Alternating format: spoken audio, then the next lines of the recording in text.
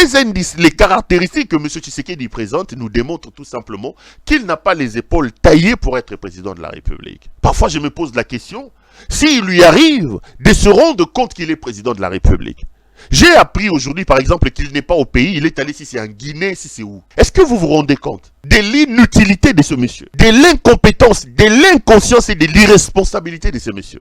Regardez ce qui s'est passé au Sénégal, là. Un jeune homme de 44 ans prend le pouvoir dans des conditions que vous connaissez. Après un geste d'intelligence et de sagesse de son aîné, Ousmane Sanko, de 49 ans, de 5 ans plus âgé que lui, ce jeune homme prend le pouvoir. Le lendemain, il nomme un premier ministre. 2 jours plus tard, le Sénégal s'est doté d'un gouvernement. Le gouvernement sénégalais de 25 membres est sorti. Mais ici, vous avez un vieux de 60 ans qui triche aux élections, qui organise un braquage électoral, qui s'est fait proclamer président de la République. Depuis que les élections se sont passées, nous sommes au mois d'avril aujourd'hui. Tozo Kende 4 mois l'élo, il vient à peine de désigner l'ombre de son premier ministre et on n'est pas prêt d'avoir un gouvernement. Mais lui, qu'est-ce qu'il fait? 4 mois après sa proclamation frauduleuse, il a déjà circulé d'à peu près 14 pays. Il a passé dans le 4 mois plus de 60 ou de 70 jours à l'extérieur du pays. Il y a la guerre dans son pays. Ce monsieur, en 4 ans, il n'est pas arrivé à Kwamuntu ici. En 4 ans, il n'est pas arrivé à Ilebo. En 4 ans, il n'est pas allé, je ne sais pas moi, à Bukavu.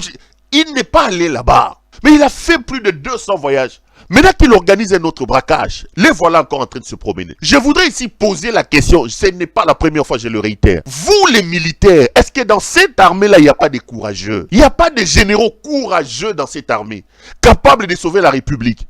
Que ce Magellan, cet aventurier qui a l'habitude de voyager, qui pense que la gestion de la République se limite à voyager, à Keiboé, ailleurs, Azong Alissou, c'était Moutoumora du pouvoir. C'est pas possible dans ce pays-là. Vous, les généraux véreux, Maboumoumine, vous êtes dans les affaires, vous êtes dans le cobalt, vous êtes dans les... Comment on peut laisser le pays mourir comme ça? Il n'y a pas un général, il n'y a pas un militaire. Et ça la Kabi, ou Anasoki Kabi. Et ça la Soki Nani, Bozasoki Bachiko, Bachiwewe. Il n'y a aucun général capable de sauver la République et d'arrêter cette pourriture qui nous amène nous tous à la mort. Nous ne pouvons pas avoir un garçon, un militaire, comme ce garçon de 34 ans au Burkina Faso, Ibrahim Traoré. Est-ce qu'on ne peut pas avoir des Assimi Goïta chez nous? Des généraux Tiani là, capables de taper du poing sur la table et de se dire, cet aventurier a assez fait. Aza Wapi, oh Azana Dubaï, Aza... Monsieur, Tigala Kuna Kozo ressuscité. Personne ne peut prendre le pouvoir et sauver le pays.